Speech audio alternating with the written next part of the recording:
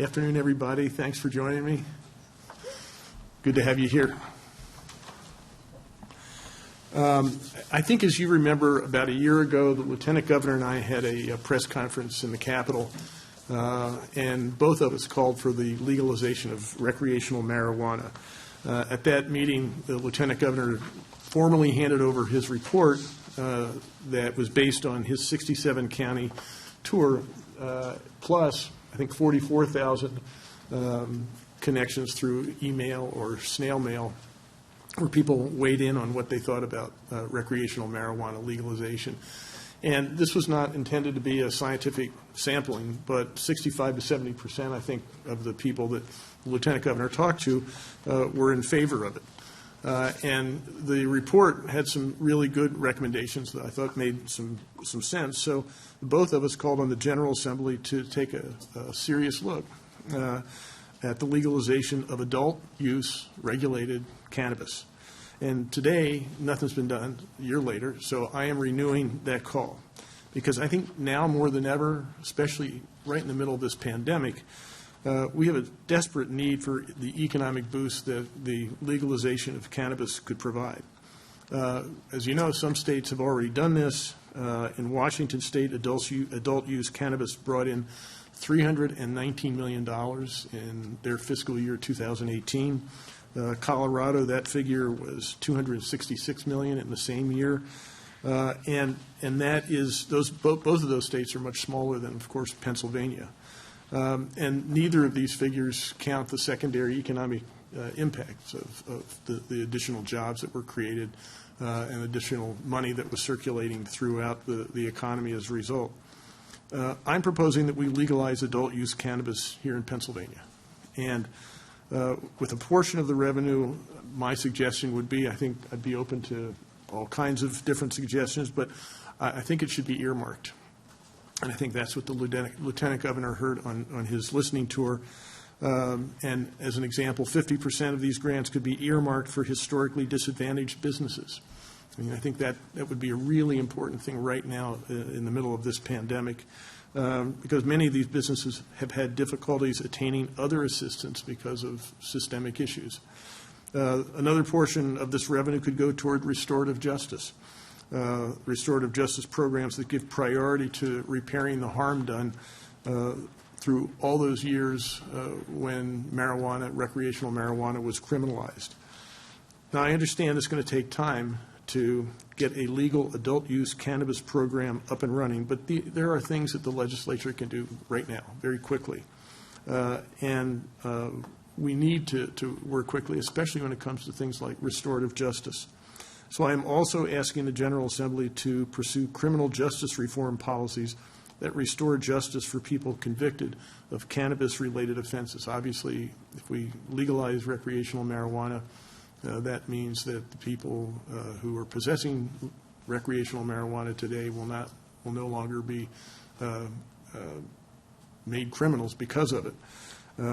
This will help more Pennsylvanians get back into the workforce by eliminating the prior conviction hurdle. We can also make this retroactive to go back and seal the records of people who have been accused and imprisoned in too many cases because of possession of, some cases, very small quantities of recreational marijuana. In the past year, the legislature has failed to find time to debate, let alone pass, adult-use cannabis, even though this is an issue that affects thousands of Pennsylvanians through our criminal justice system right now. And it can provide millions of dollars in much-needed revenue at a time when we desperately need that revenue. In the meantime, many Pennsylvanians are traveling to other states where adult-use cannabis is actually legal. They're spending their money there. And we're missing out on the economic benefits and the tax revenues that could be coming to us.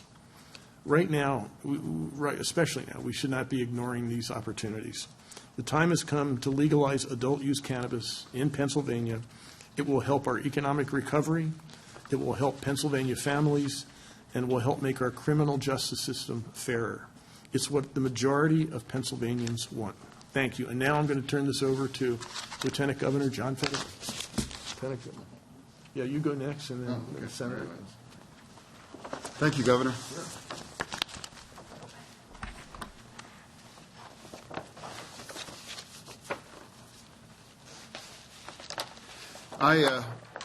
There's a lot of things that the governor touched on, but I wanted to kind of put that in graph form. And I would just look at you, urge you to consider this chart that we had printed out. These represent a decade's worth of arrests for cannabis in Pennsylvania, and these are our state police numbers. And as you can see, they average over 20,000 arrests a year. So if you go over the span of a decade, you're talking nearly 250,000 Pennsylvanians that now have some affiliation with the criminal justice system for nothing more than consuming a plant that's actually legal in 12 jurisdictions across this country, and that's counterproductive. And I would make that argument on any number of grounds. The uneven racial enforcement of cannabis prohibition in Pennsylvania, the fact that it makes these individuals less marketable from employability. It excludes them from participating in their children's activities because they can't pass a criminal background check. It might mean they can't get an apartment or a loan or a business loan, you name it. I would pitch this as much as a jobs bill as much as anything, not to mention legalizing recreational marijuana in Pennsylvania would create tens of thousands of jobs that require no subsidy, no kind of guidance other than just to rewrite the law and allow this business to flourish here in Pennsylvania. It's a turnkey solution for Pennsylvania. And I would challenge anyone, my most intensely opposed critics, to name one other policy decision that could have so much immediate impact and so much unambiguous benefit, both in terms to our Treasury, to our employment statewide, to our social justice concerns that we have on the uneven enforcement, as well as to our farmers. I pitch this to our red counties, our Republican-led counties. Our farmers need a cash crop. Our small counties need an economic boost, and they need employability, and this offers all of that. And the downside is it's a substance that has no known medical overdoses. We have legalized alcohol. We have legalized tobacco. We have legalized opioids. And all of these substances cause hundreds of thousands of deaths over the years. Meanwhile, we have marijuana illegal in Pennsylvania. And that, again, contributes to about 250,000 Pennsylvanians with a record over the course of a decade. I'm so grateful to serve a governor that sees how important these kind of issues are and why now is the time. We believed it was the time before the pandemic hit. But now that we've had this pandemic hit and we are facing significant budgetary shortfalls, again, I would challenge anybody, come up with a better solution that can deliver hundreds of millions of dollars to the state treasury for small business development, economic development, employment, the way as rapidly and as easily that simply allowing recreational cannabis would have in Pennsylvania. And now it's my pleasure to turn the floor over to Senator Sharif Street.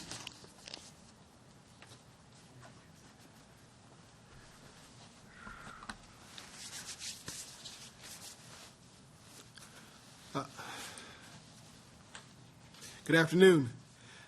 I'm so pleased to be here, Governor. I want to thank you for your leadership in this space. Lieutenant Governor Fetterman, thank you for your commitment to reform in this area. Cannabis, it is time to end the prohibition of cannabis in the Commonwealth of Pennsylvania. It is time for Pennsylvanians to enjoy the benefits. So much of what needs to be said has already been said, but I want to make it clear in a few ways. One, most Pennsylvanians don't believe cannabis should in fact remain illegal. Two, cannabis there's never been an overdose of cannabis that we know of. Three, although cannabis use amongst African Americans, Latinos, white folks is about the same, in the Commonwealth of Pennsylvania, blacks and Latinos are 4 to 5 times more likely to have a law enforcement encounter with due to cannabis use than are white folks. And so what we've decided is it's not really something we need to enforce. But when we do enforce it, we enforce it in a disparate lawyer word or just unfair way. We need the revenue. Our business communities are hurting in so many ways. Cannabis is a crop, and this some people may not know, that works very well in a rotation with corn for dairy farmers. Cannabis actually puts nitrogen back into the soil and allows other crops to grow better. So it fits well in a crop rotation, and the excess parts of the plant that aren't necessarily good for traditional commercial purposes can be used for feed. So an industry like dairy that's been underwater for over 2 years, this will be a cash crop that those farmers could sell, would help effectively subsidizing the dairy industry, and would stabilize our other vegetable crops like corn. And my grandfather was a dairy farmer, so a little bit about farming, even though I live in the city. The Auditor General has estimated $600 million in recurring revenue. That's not my numbers, that's the Auditor General's numbers.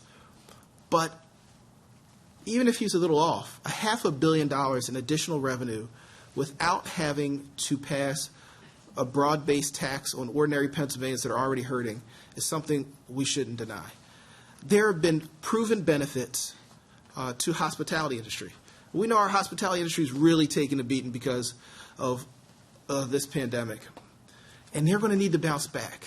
And giving them the edge by having cannabis tourism, something that could benefit people throughout the Commonwealth, is tremendously helpful.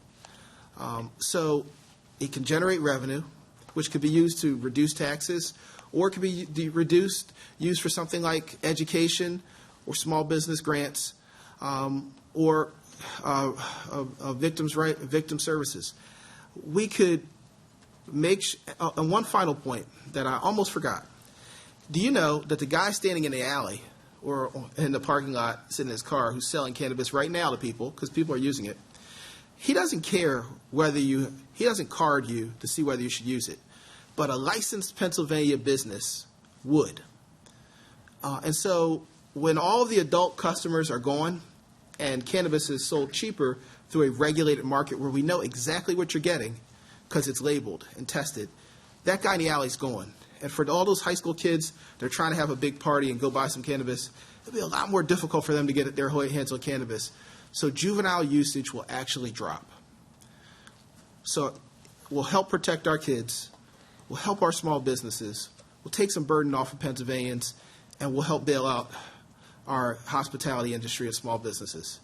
That's what we can do with cannabis. The time to pass cannabis legislation is now. And Governor, I thank you for leading in this space. Lieutenant Governor, thank you for being by our side.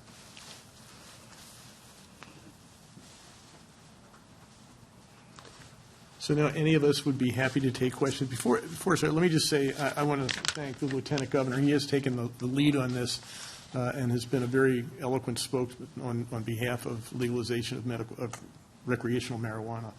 And also Senator Street and Representative Jake Wheatley. The two of them have also been consistent leaders on this issue, and that has made a big difference. So I really welcome the support of all of you in this. So now we'll open it up for questions. Yes? I spoke to the House Republican caucus this morning. They say that this is not a recovery plan. They say this focuses too much on new programs instead of existing problems like getting kids back to school and opening businesses right now. And they also said it couldn't come at a worse time when substance abuse is already high during the pandemic. What is your response to that? It doesn't make any sense at all. This is a time, are they saying this is a time when we don't need hundreds of millions of dollars of additional revenue that could go to help people who are hurting because of the pandemic? I guess I don't understand the question. Overall, they were calling it a distraction, saying that we should be focusing more right now on getting kids back to school and other issues. I think what we ought to be focusing on is programs that would help people. That's one, getting kids back to school, focusing on things that might help people who are suffering from all kinds of things, but we're going to need money for that. This is a heaven-sent opportunity to do that. And if I may interject. Here, come over here. And if I may interject, this idea that we have addiction challenges in the Commonwealth, safe, legal access to cannabis is exactly what we need to combat that. I think, quite frankly, they're trying to deflect because they know it's popular. They know a majority of their constituents want this. They know a significant majority of all Pennsylvanians want this. And I can't for life of me understand why they, as to the governor's point, they would turn down hundreds of millions of dollars in annual revenue, tens of thousands of unsubsidized jobs, at a point when we've never needed it more right now here in the Commonwealth. Yes. Governor, to expand on her question, there was a state rep yesterday from, I believe, Luzerne County, who intimated that because of the lockdowns, these kids are near their families more often, and people who are addicts, both alcohol and drugs, marijuana, adding marijuana to the list is not going to happen. I forgot, I'm paraphrasing, of course. That's what she had to say yesterday. And I guess that's kind of the question that she's asking as well. Do you feel that adding marijuana to possibly alcohol and drug abuse is... I don't know where to even start with that. Let me just start. Reefer madness. Yeah, but I mean, first of all, is she suggesting or he's suggesting that marijuana is not available at this point, and that it's not in the mix? I'm pretty sure that it is. Second of all, I'm not sure. I'm not a medical doctor, but I'm not sure how anybody would see this as something that is addictive. Put this in the same category as opioids or heroin or something else. Senator. I would respond in this way. There's a lot of evidence that when you move forward with cannabis legalization, the addiction to opioids actually drops. That's just what the data suggests. Further, I grew up in a neighborhood where I knew people who dealt drugs. And the reality is that if you have a cannabis in a market where it's regulated and it's tested, you can't lace it with other things. Cannabis by itself doesn't cause addiction. You know how people get addicted? They get addicted when someone thinks they're buying cannabis and it's laced with methamphetamines. It's laced with embalming fluid.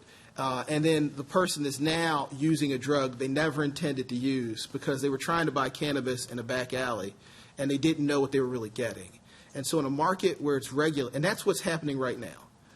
That's what's going on. It's not cannabis. People are given something called K2, which is a chemical substance, putting it in cannabis and selling it on the streets. That could never happen in a regulated market. So what we have is an unregulated market. What we have is the Wild West, if you will. And what we're proposing, and we're getting no revenue, we're just taxing our law enforcement that has to go out there and deal with this. And if we can have a regulated market where people can know what they're getting, that where they're getting something that's safe, that's tested, then that would stop some of these problems. And I think in this environment, that's the best time to do it, because we can put some revenue in the pockets of the Commonwealth and take some pressure off of our law enforcement. Yeah. I mean, just piggybacking off of both of these, look, just to talk turkey, I mean, have there been, real negotiations with either the Republican caucus in the House or Senate in that year, even now? I mean, is there anything that's going to be scheduled? Because it's clear that, the three major bills that are sitting in committee right now at the State House are not moving. Right. I guess what I'm trying to say, you probably know better than I, that it will take some negotiation with the Republicans to get these moving, anywhere at any time. So what's going on? There's nothing going on. There are three bills, but they're languishing, and that's why we're having this press conference to say, remember a year ago we brought this up, the Lieutenant Governor took a lot of time and energy to go around the Commonwealth to talk to Pennsylvanians, ordinary Pennsylvanians, how they felt about this, that listening tour, and talk to tens of thousands of people or had tens of thousands of suggestions come in. So we unveiled that a year ago. Nothing's happened.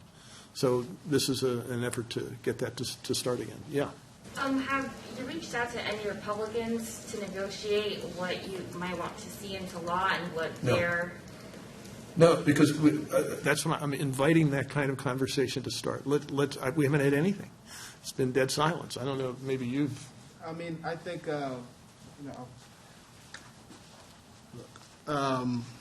look, I'm not going to out colleagues, but there are a number of Republicans in the Senate, and I believe in the House too, who understand that this is an idea whose time is coming if it hasn't already come. And so, yes, I've had discussions with Republicans, and I believe that if there were a vote, there would be a significant number of Republicans prepared to vote for it. And I'm not prepared to say which ones. Can I just add that Come over here. cannabis prohibition is a true minority viewpoint within Pennsylvania. A small minority of Pennsylvanians oppose the legalization of cannabis. So this isn't shocking. This isn't something controversial. This is held up to Senator Street's point. We know we're right. And we're inviting the Republicans to the table to say, we need the revenue, we need the jobs, we need the freedom, and we need the criminal justice reform. And we can all be a part of making Pennsylvania better and taking this step forward. So it just comes down to understanding that New Jersey is going to legalize marijuana in November, in 63 days. And 40% of our state's population will be a half an hour drive or less from legal marijuana. I think our legal marijuana would be better than theirs. I mean, although I'm biased, I would rather have it be ours, not New Jersey's. Yes, Dan. Governor, you said a moment ago that the legislature is still piggybacking on the same theme, that the legislature has failed to find the time to move on this. Leaders in both the House and the Senate, Republican, have said you failed to find the time to actually meet with them in person. And in a number of press conferences now over the last couple of weeks, you've said your staffs have been meeting. But when was the last time you personally have had a conversation with the leaders of either the House or the Senate, Republican leaders, you specifically the governor? I'm not sure when that was. I don't have a date. I don't want to. And they both have used the term you're legislating by press conference and you're not actually engaging. That's not true. The way negotiations take place is that when it's appropriate, I do deal and talk either on the phone or personally with the legislative leaders. Absent that, my staff, starting with my chief of staff, is talking with them every day. So I'm not sure what the charge is here. Yeah, we're in constant communication. And I'm in constant communication with my chief of staff, and if need be, I intervene. So I'm not sure when the last time, but it wasn't that long ago. It's not like we haven't been talking. Yeah. Just to follow up on legislative opposition, I mean, it seems like House Republicans in particular are framing this in significant moral terms, whereas you and the Lieutenant Governor and Senator Street are looking at revenue and economic impacts and criminal justice impacts. With those two positions kind of very ideologically apart, how do you bridge that gap and get to a point where you can negotiate on this stuff? Yeah, I'm not sure. I mean, I've spoken with a number of Republicans who don't see it the way you just laid it out, who see it as a very practical issue in the same way that prohibition of alcohol didn't work in the 20s and 30s. In this country, back in the 20th century, I think the prohibition on recreational marijuana has proven to be pretty ineffective. And so I don't see it as a moral issue. I see this as right now a very practical issue that a time when we need revenue, at a time when we really need to help especially businesses, small and disadvantaged businesses, especially businesses in the hospitality space, this would be a perfect way to raise the funds in a non-onerous way, something that's already going on, that's unregulated, and actually bring some real benefits to Pennsylvanians. John. Governor, one of the arguments, to follow up on Justin's question, one of the arguments that the House Republicans have been making throughout this debate, that as long as marijuana remains a Schedule I substance, according to the DEA, they cannot move forward because they fear federal preemption. I mean, can you just spell out what the rebuttal to that is? Yeah, the same. I think the same argument was raised by opponents of medical marijuana, and yet, and there are some inconveniences. The banking system is somewhat has a difficult time with it because it's still Schedule I drug. So there are some issues as a result of that. But I think as more and more states come on board, as the Lieutenant Governor said, New Jersey is coming on board. The federal government has shown a real disinclination to put that into place. If I may add, remember a time when medical marijuana was controversial or a bridge too far for for many Republican legislators. And on my 67 county tour, 99% of people loved it, even those that weren't ready for recreational. In fact, medical marijuana has helped change a lot more heart and minds than more than anything else, because they see that it's actually not the reefer madness boogeyman they've always been taught to believe it to be. Medical marijuana is supported by 70% of Mississippi voters. You know, last I checked, that's not exactly like Berkeley. You know, this is, again, I want to reemphasize, it's a minority view to be opposed to marijuana, and it's time Pennsylvania gets ahead of the curve on this.